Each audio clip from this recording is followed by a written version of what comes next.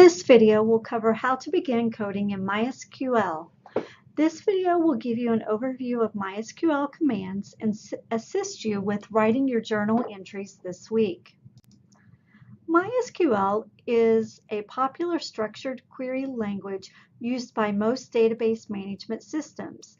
There are various versions of SQL used by companies including SQL Server, MySQL, and Oracle. The coding for each of these versions varies slightly, but all use basic SQL, which we will learn in this class. When learning how to code a database, the first command you must learn is how to create a database, because you must create a database before creating tables. The syntax for creating a database is create database and then the database name. After creating a database, and each time you want to use a particular database, you must activate it by using the use database name followed by a semicolon syntax. What this does is this changes the default database, and you must execute this at the start of every session. Otherwise, the system won't know which database you are referring to. Now you are ready to create a table. Each table is created separately. You start with the create table keywords followed by the name of your table. Next, you must enclose in parentheses the column name, data type, and data type parameters for each column in your database. Each column is separated by commas.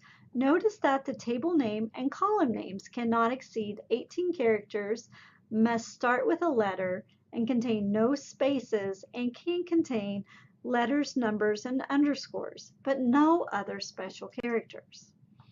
A complete example of creating the rep table from the Premier database is shown here. Take special note in how the primary key is noticed. You will notice that in MySQL, foreign keys are not noted in any special way. After all of your tables for the database are created, you're ready to insert the rows or records of data into each record. Note, there is a separate insert statement for every row in a table, and if a column is coded in the create table statement as a character, its value must be surrounded by quotation marks. Sometimes there is not a value for a field in a row. That is where a null value is used. A null is a special value to represent a situation when actual value is not known for a column.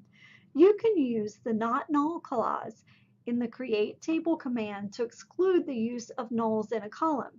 The default is to allow null values. Use a special format of insert command to enter a null value in a table.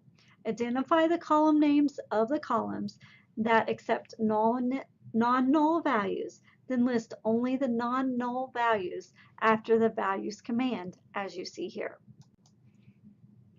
At some point, while coding using MySQL, you will make some mistakes and decide it is easier to drop the entire database or individual tables.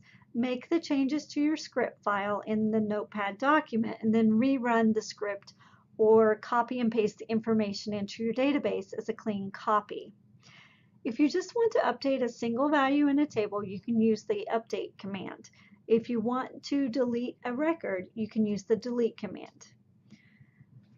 Just notice that these particular commands are only used when you are first creating the database. This is not something that you're going to want to use after the database has gone into production, because dropping a database or dropping a table can actually eliminate a lot of data that has already been stored in a table or a database itself. And many databases will be locked down by administration to not allow you to do this. These are only useful for when you are creating the database initially.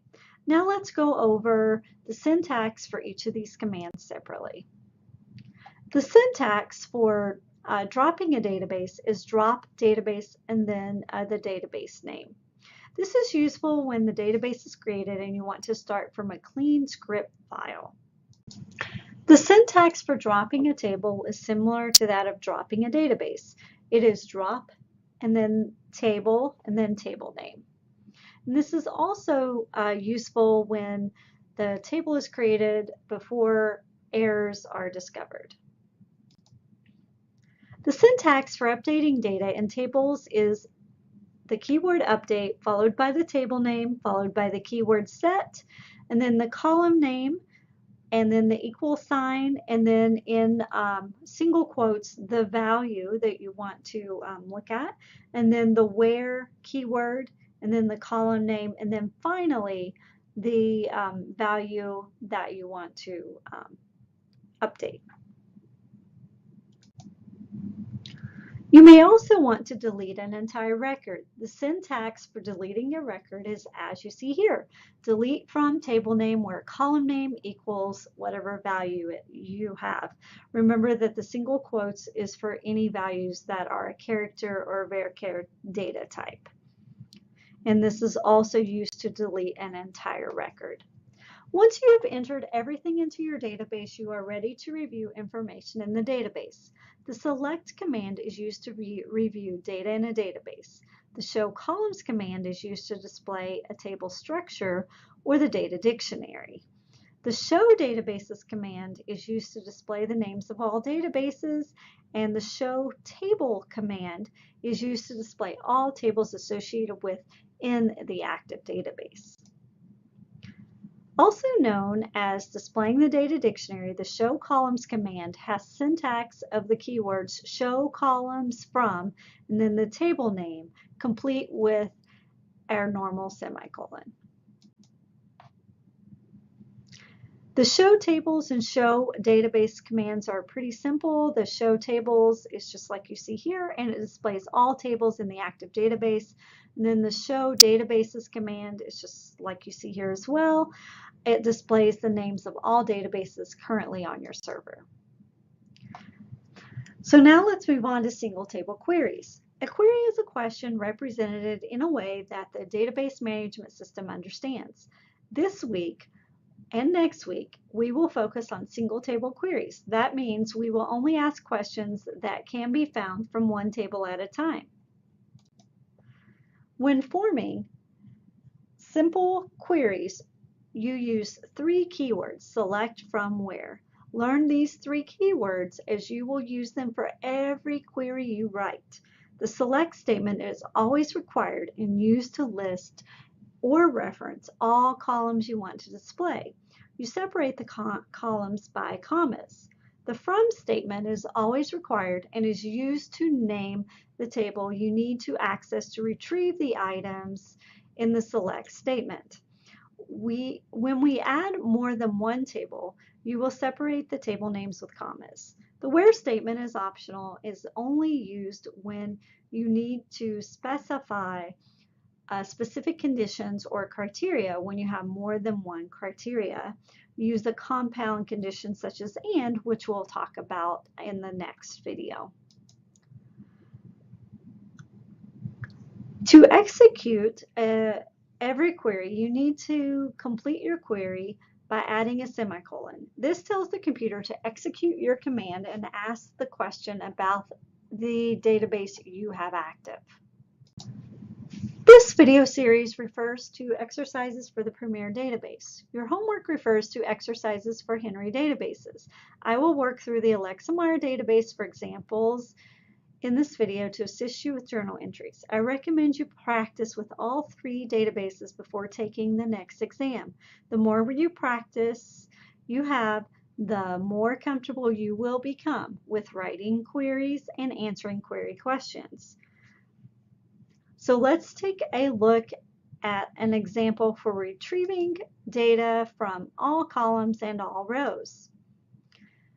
As you can see, the basic syntax uses select from keywords mentioned previously.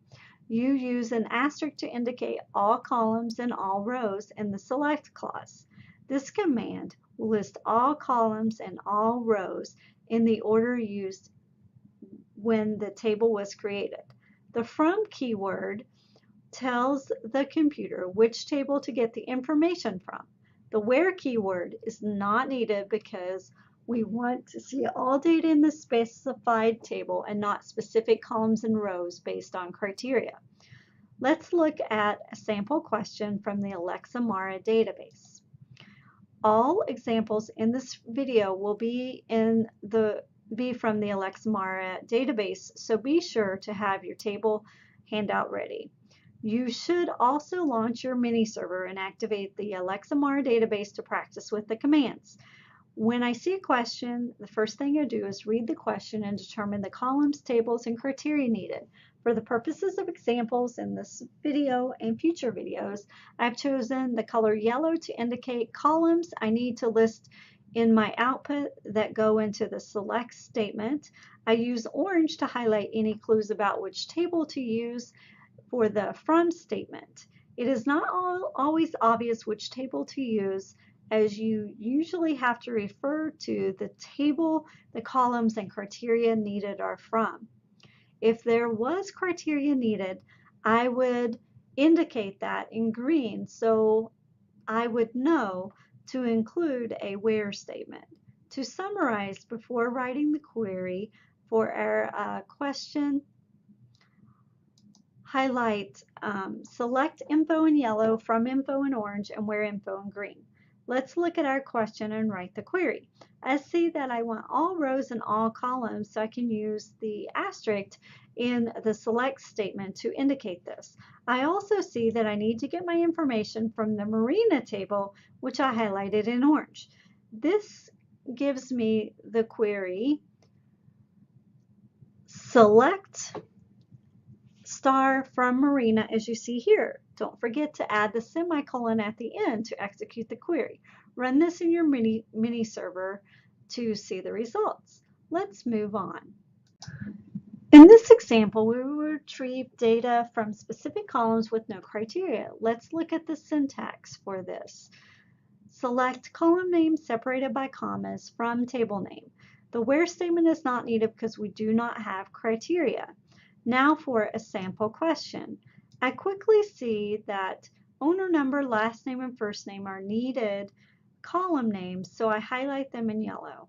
Then I recognize that owner is a table name, and I check my tables to see if the columns needed are in the table, and they are. So I highlight Marina in orange, and I am ready to write my query since the question does not require any criteria.